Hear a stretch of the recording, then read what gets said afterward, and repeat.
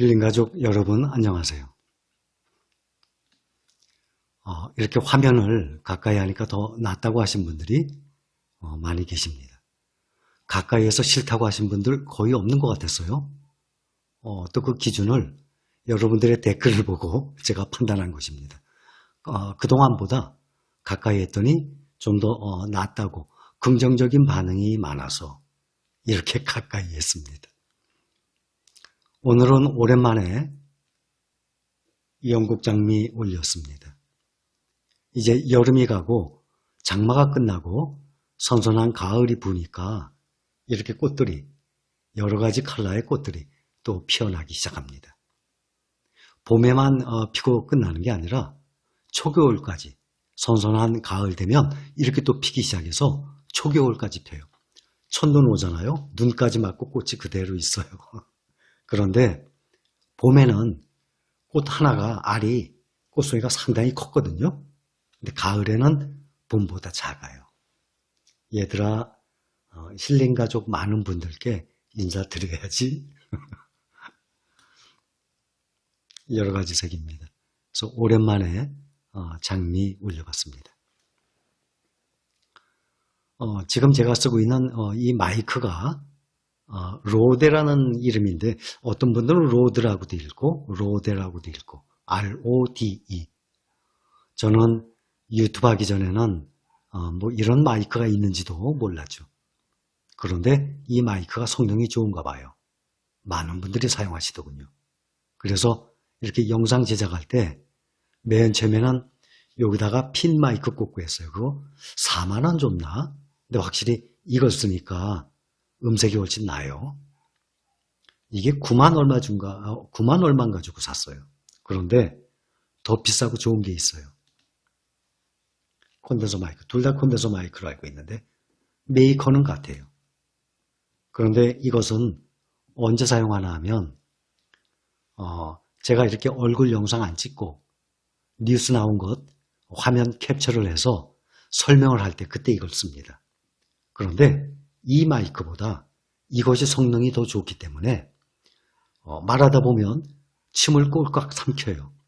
또 말하다 보면 또 입에서 이렇게 또 이렇게 입 벌릴 때 쩝쩝 소리가 나요. 저는 그 소리가 안 나게 최대한 신경을 쓰는데도 워낙 예민하니까 침 삼키는 소리 꿀꺽하고 그 다음에 입 이렇게 조금 벌릴 때 이 쩝 소리가 나나 봐요. 그런 거를 신경 쓰는데도 다 잡아내요. 이해해 주세요. 또 이해해 주고 계시죠? 사람이 젊었다가 꼿꼿하게 서서 걷다가 나이 먹으면 사람이 구부러지잖아요. 이거는 인간의 뭐 이치인데 그렇죠? 나이 먹어감에 따라서 그 생리적인 건데 그걸 어떻게 하겠습니까? 저는 가급적이면 침 삼키는 소리 또 이렇게 좀 입 벌릴 때 쩝 소리 나는 소리 최대한 안 내게 하려고 여러분들 신경 거슬릴까 봐 노력을 하지만 그게 또 결국 쉽지가 않아요. 그리고 또 이렇게 영상으로 멘트를 할 때도 이것보다는 이거를 쓰면 더 좋아요. 그런데 보통 영화나 드라마 보면 이러다가 액션 그러고 딱 소리 내잖아요. 그걸 싱크라 그러는 것 같아요. 그러니까 말하는 입 모양과 영상과 그것을 일치시키기 위해서 딱 촬영 시작하기 전에 딱 소리 내고 난 다음에 그 타이밍을 맞추는 거예요. 근데 저는 아직 그걸 할 줄 몰라요. 그걸 할 줄 알면 뭐 알고 보면 쉽겠죠. 근데 아직은 모르기 때문에 이것 쓰면 더 감도가 좋은데 이것은 그 캡처를 해서 제 영상 안 나오고 설명을 할 때 그때만 이것을 사용하고 있어요. 그런데 이거 사용할 때 보면 조그만 잡소리도 들어가요. 그러니까 여러분들 뭐 이해해 주시겠죠? 이해하고 보고 계시겠죠? 제가 가끔 책 소개하잖아요. 책 이름이 마음에 들어요. 부의 잠언. 잠언이라는 말이 있어요. 성경에 나와요. 구약에. 다윗의 아들, 이스라엘 왕, 솔로몬의 잠언이라 하고 시작합니다. 성경책에도. 그 시편 다음의 잠언이에요. 근데 보면 그게 솔로몬 왕이 말한 것 생각인데 지금으로부터 무려 3000년 전에 말을 한 거예요, 솔로몬 왕이. 그런데 정말 좋은 내용들이 정말 많아요. 솔로몬의 지혜라고 하잖아요. 이거는 완전히 핸디한 스타일이에요. 제가 이 안에 내용을 하나 설명을 해드릴게요. 소개를. 부의 자문. 이 핸디북, 핸드 사이즈예요. 부의 자문이지만 많은 분들 뭐 알고 계세요. 부의 미래, 엘빈 토플러. 뭐 유명하죠? 엘빈 토플러의 부의 미래. 이런 책에 비하면 이거는 장난감 수준이에요. 또 두께도 그렇고, 그렇죠? 두께면에 있어서도 그렇고, 사이즈도 그렇고. 이것은 엘빈 토플러 부의 미래 읽어볼 만해요. 저는 이거 오래전에 읽어봤거든요. 그런데 이거 왜 꺼냈나 하면 제목이 요거는 부의 자문이고 요거는 부의 미래고, 그래서 제가 참고로 또 책의 사이즈도 있고 그래서 꺼내봤습니다. 자, 제가 이 중에 하나를 소개를 합니다. 내용을.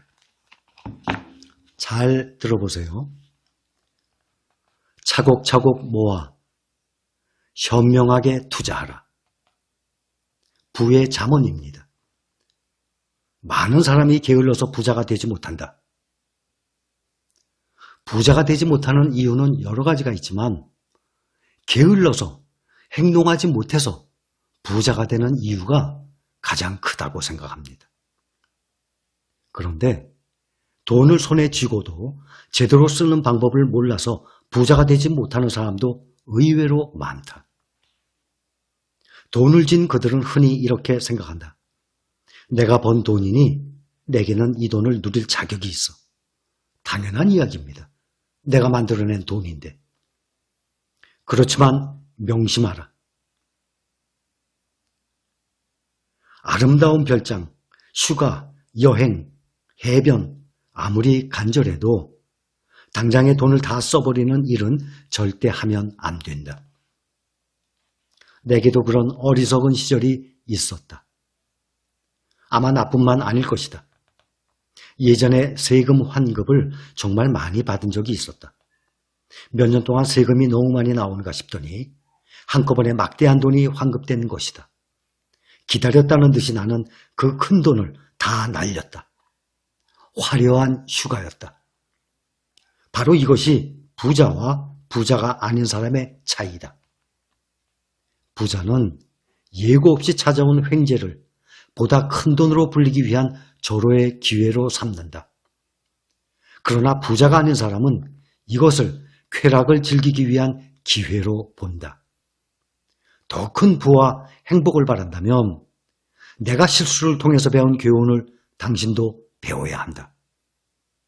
일단 목돈이 손에 들어오면 절대로 허투루 쓰지 말아야 한다. 지혜롭게 써야 한다. 그 돈을 제대로 쓰는 방법은 단 한 가지다. 바로 부를 이루기 위한 주춧돌로 쓰는 것이다. 그런 돈은 사라지는 것이 아니다. 당신을 위해서 공헌할 수 있는 자리를 찾아가는 것이다. 그런 식으로 제대로 자리 잡으면 그 돈은 점점 살을 찌우고 다른 돈까지 끌어들일 것이다. 그때 당신은 소원대로 휴가를 만끽할 수 있다. 그러니 부를 축적한 다음에서도 충분하다는 얘기입니다. 참고 기다리면서 초석이 될 돈을 제대로 현명하게 써라. 팁을 받는 가이드들은 팁을 모으기 위해서 자신들이 먼저 접시 위에 팁을 올려둔다. 팁 받는 접시 위에 돈이 하나도 없으면 사람의 심리가 돈을 잘 안 넣거든요. 그런데 내가 먼저 투자를 해서 그 접시 위에 내 돈을 먼저 딱 올려놓습니다. 그러면 그 돈을 보고 사람들이 너도 나도 팁을 주게 됩니다. 그 얘기입니다. 그러면 다른 사람들이 따라서 팁을 넣는다. 그 최초의 팁이 바로 종잣돈이다. 거리의 악사들이 모자 안에 동전 한두 개를 미리 넣어두는 것도 같은 이치다. 버스킹이라고 그러죠. 길에서 뭐 연주하잖아요. 저도 외국 여행 가보면 길에서 연주하는 외국인들 많아요. 그러면 뭐 모자 이렇게 놔두고 통 놔두고 사람들이 돈을 넣어두잖아요. 아무것도 없어 봐야 돈이. 그럼 사람의 심리가 또 넣어주는데 머뭇거리게 되거든요. 근데 동전이 쭉 있어봐요. 넣게 되죠.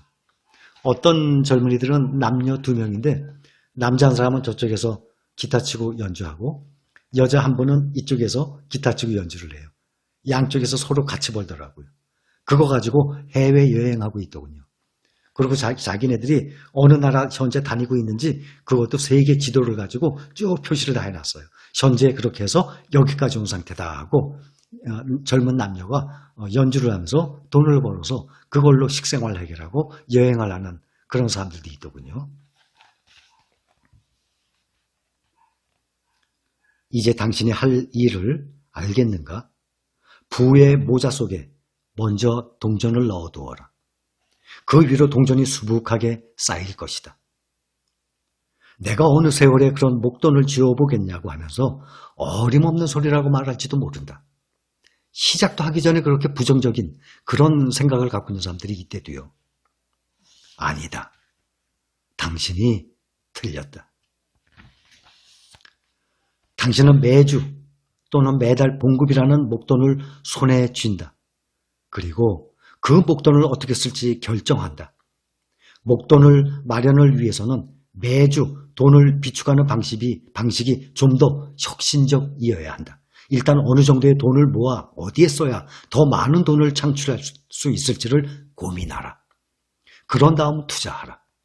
보다 높은 소득을 창출하는 자산으로 바꿀 수 있다면 가장 이상적이다. 여윳돈을 수익을 창출하는 자산으로 바꿀 수 있다면 당신은 서서히 부자가 되어갈 것이다. 텅 빈 모자 속에는 아무도 동전을 넣지 않는다. 종잣돈을 먼저 내가 투자를 해놔야 사람들이 거기다 분다는 얘기 아닙니까? 부의 잠언이었습니다.